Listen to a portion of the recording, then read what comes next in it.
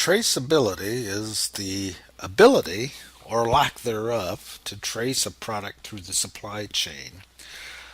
The concepts that we're going to talk about in this module do build a bit upon the corporate social responsibility module in the previous section. And again, what traceability is the ability to follow a good through the supply chain. The reading that goes along with this module is a USDA publication. It's reading 2, Traceability in the U.S. Food Supply, Economic Theory and Industry Studies. I would suggest strongly again that you look at a couple parts of that. Section 2, look at pages 3 through 10. And then section 3, 22 through 34, there are 2 sections there, grains and oil seeds and cattle and beef. And we're going to do a little bit of comparing and contrast between grains and oil seeds, cattle and beef. The one immediately before this deals with fruits and vegetables. That's an interesting one. Obviously, in the past, there's been traceability issues or concerns that have arisen with fresh fruit and fresh vegetables. So, if you're interested in those sorts of industries, take a look at that portion of it, which is the sections between 10 and 22, or pages 10 through 22 in that reading. This slide is directly from the article. It's figure 1 in the article. It discusses or describes the depth that's required for an attribute or for a product, and it does depend on what the attribute is that you're trying to trace. Here, this slide, on the left-hand side of the screen, you'll see stages of production, and you'll see at the very top processing, then moving down from that, sales from processor to wholesaler, retailer. So we're putting some of the marketing in there, transportation, storage, harvest, cultivation, and then bean to seed. So this is more looking at a grain situation, and even there, from a grain situation, those steps can vary quite a lot. Here, this slide ends in processing, and it's assumed that you can go from the processing to the consumer, which isn't a bad assumption, particularly if you're looking at it from a supermarket setting. If you're buying something from a supermarket, every product has a barcode, UCC code on it. So you buy it, you can bring it back, and you can trace where that product was manufactured from. Presumably, then the manufacturer of the product will be able to trace the ingredients in the product as it goes back. Here, the depth of the attribute of interest, and we'll describe a couple of those here. How far you need to trace back to assure that you're getting what you desire depends on the product. So let's start with the first one there, decaf, which would refer to decaf coffee. If you want to make sure that you have decaf coffee, you would have to be able to trace that back to the processing step. Decaf coffee doesn't depend anymore on the item or the coffee that's brought in. It is part of the processing step. Next one, fair trade. Let's say what we're concerned with fair trade. Presumably, then we would have to be concerned with getting traceability back to the producer. And here this would be of concern. Again, let's take the coffee example. Let's say we're concerned that it's fair, that we're having fair trade. We would have to be able to make sure that the people that the processor who bought the coffee from had the proper fair trade price. So fair trade price would mean that the sale from the processor from the to the producer would have to be traced. Note that doesn't then take you back to further stages. So there isn't necessarily a guarantee that that fair trade price gets thought brought down into the individuals who are picking and working that coffee um, crop. are necessarily getting a fair trade or fair wage. If we want to make sure we're getting a fair wage, we got to trace it back further. We want to make sure it's shade grown, we have to trace it back further. And non-GE, we would have to trace it back here to the bean to the seed. And here, um, if you think about this from a GMO standpoint, if you want to make sure that your GMO that it's not genetically engineered, you really do have to trace it in some cases back to the bean to the seed. Not necessarily in all cases, because you can do some testing for genetic modification. There are benefits to traceability, aside from assuring that attributes are made available to customers. We can use traceability for supply management, making sure that our supplies are adequate. Just in time inventories and those sorts are aided by traceability. We also have some benefits for traceability for food safety and quality control. And then finally, the third one, differentiation of foods with credence attributes. Again, coming back, fair trade, or excuse me, fair trade, fair wages. If we want to assure that those are occurring, somehow we have to be able to trace that product back. Here, this slide talks a bit about the benefits and cost of traceability, and I think it does a nice job of laying out conceptually what are some of the issues that cause benefits from traceability and then some that cause cost from traceability. The higher the value of coordination, the higher the benefit. Larger the market, the higher the benefit. Higher the value of the product, more the benefit. Again, you can think of that from a liability standpoint. Higher of safety concerns, the higher the benefit from traceability. And again, coming back, you can think about uh, safety concerns being more pronounced in those foods that are non-storable or storable for a lower period. Fruits and vegetables, meats, they do deterioration and have a higher chance of failure, and hence a higher need for traceability. Again, same thing, sort of penalty for safety. If a failure happens, how large is the cost? The higher that cost, the more the benefit. And if there's any expected premiums, that obviously raises the benefit. Going over to the other side, those that affect the cost, the wider the breadth increases the cost, the further you have to go. The greater the depth, the greater the precision. And really, you can never totally assure traceability, but the more you have to do or be assured of traceability, the higher the cost, greater the product transformation, the higher the cost. The larger number of activities that you need to segregate, and obviously the higher cost. Counting system, and then the technological difficulties in tracking increases the cost of traceability. So this, and if we're looking at the next two items, grain handling versus beef industry, you'll note that the cost and benefits vary for these items. Now we want to turn to grain handling and talk about traceability within that industry, and then after that we're going to talk about the beef industry and just give an overview of it. Here in grain handling, we have to divide this out by commodity grains and then specialty grains. And first, we're going to focus on commodity grains.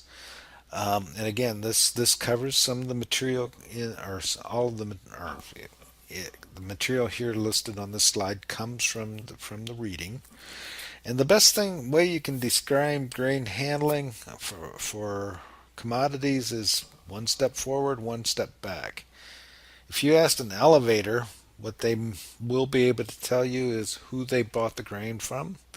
They won't necessarily be able to assure that the grain that they sold, where it came from, and they can say where that went to. And that's about all the traceability that occurs within the grains.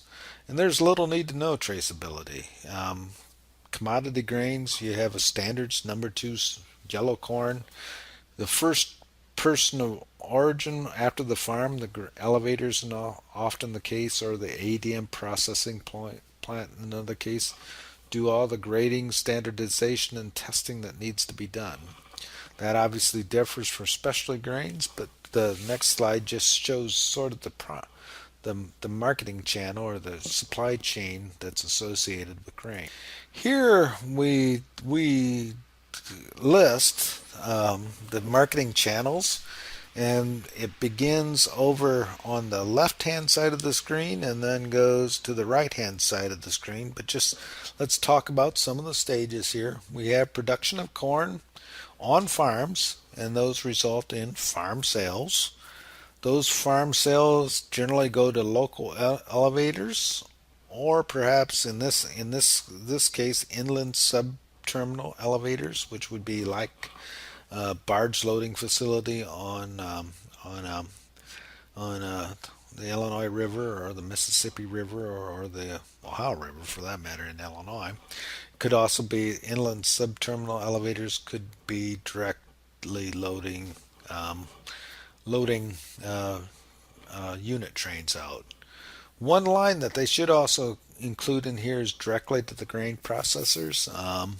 For example, ADM at Decatur on Lyle Tate at Decatur will take farm sales of grain just as well as from local elevators.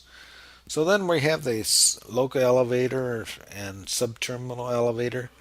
Those local elevators either go to feed manufacturer, grain processor, or river elevators, and then we been head out for exports. And again, this would be for commodity grain. And each step along the way, it's hard. It would be hard for example, a grain processor to trace back grain to a farm.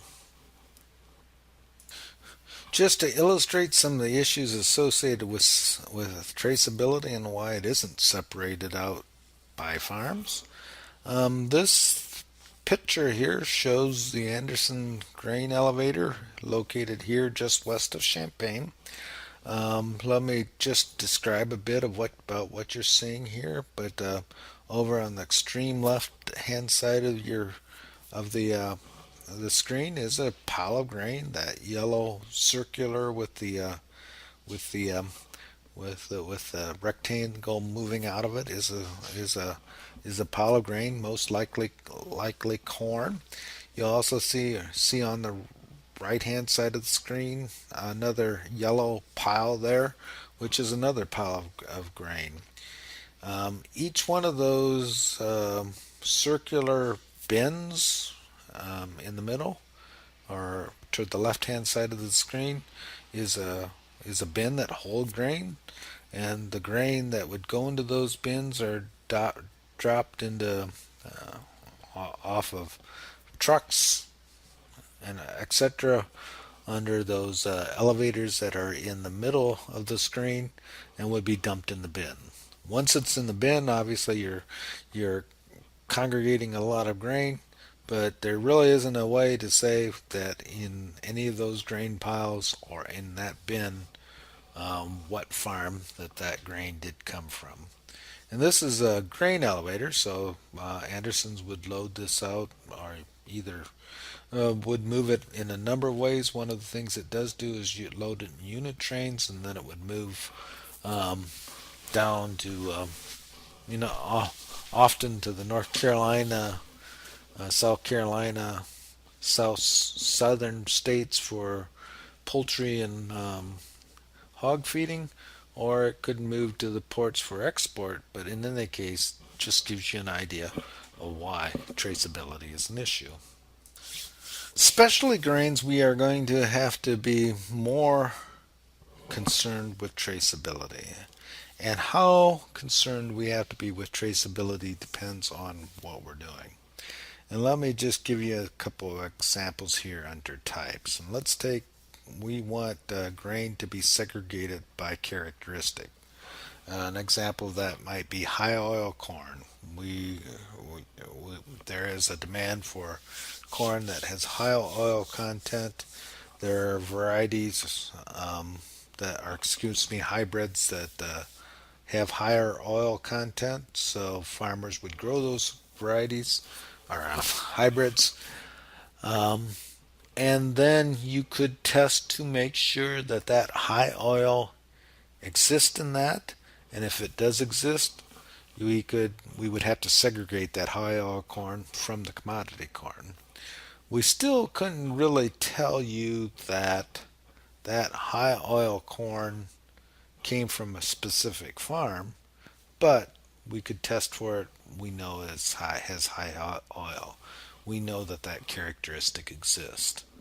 Similarly, with the next one, non-GMO, you would again have to segregate that corn from other corn or soybeans for that matter, or any grain, well, corn and soybeans, from GMO. You can test for GMOs. There is some sporadic nature to that test. For example, here's how that sporadic nature would work. Let me be more specific here. A farmer could grow, and let me just give you a corn example, could have planted seed that is GMO free. So that this cornfield doesn't have GMOs in it. However, if pollen drifts on that field from another field, then that field could have GMOs on it. Even though it was planted non-GMO, pollen from another corn plant comes in and pollinates the ear, there could be GMO in that pollen. So when we're testing for GMO-free corn, and we we can take a test and make and say that this portion is non-GMO, but there could be kernels in a whole bin that are sporadically mixed that have GMOs in it. So really, when we're saying non-GMO, we're we're not 100% sure of it. We have to have certain tolerances. But still, in any case, you can test for non GMO corn and segregate it and be reasonably assured that most of it's GMO free. Finally, organic. Let's say we're growing organic field corn for whatever reason. And here we have a much higher traceability requirement because there really isn't any way to test for organic corn. We can test to make sure it's free from GMOs, which would be part of being organic, but there isn't really any way that we can say once we have the corn that it's GM or it's organic because you can't once you've seen it distinguish between corn that's grown organically and corn that isn't grown organically. If it came from the same varieties, it will have the same characteristics. So we have to be sure or have much higher requirements for traceability when we're looking at organic versus other types of segregated grain. Again, we have to keep these types of grains separated from one another and also separated from commodity grains. Here's a look at the beef industry, cattle marketing system. Here we start with cow calf operators on the left, and they may those cow calf operators wean calves and may or breed and drop calves, and those calves that cow calf operator may raise those cattle out to market weight, or they may sell it to a stocker who grows it out for a while and then sells it to a cattle feedlot, and that cattle feedlot would finish that animal and then finally sell it to a slaughterer and processor. The slaughter and processor would then slaughter that animal and sell it to a retail food service or export it. We are actually very much closer to having complete traceability in this system than we are in grain systems. Feedlot or a slaughter processor would be able to trace back the animals that are processed back to the feedlot. they can keep track of it from to or what meats that are sold to retail and food supply. So we're much closer to having a more complete system, a traceability system in the beef industry, as compared to the grain industry. The reason for that is one, health concerns are somewhat larger or are larger in the beef industry or in all meat industries as compared to the grain industries. Um, there's been a number of diseases that we have to be careful with, and traceability is important for identifying where that disease happens. There's also, even in the processing step, some salmonella, for example, that can be introduced, and we have to be sure that we can trace those back. And health concerns are larger in meats as compared to grains. The desirability of data of cutout data for beef, hogs, etc., is also larger. If we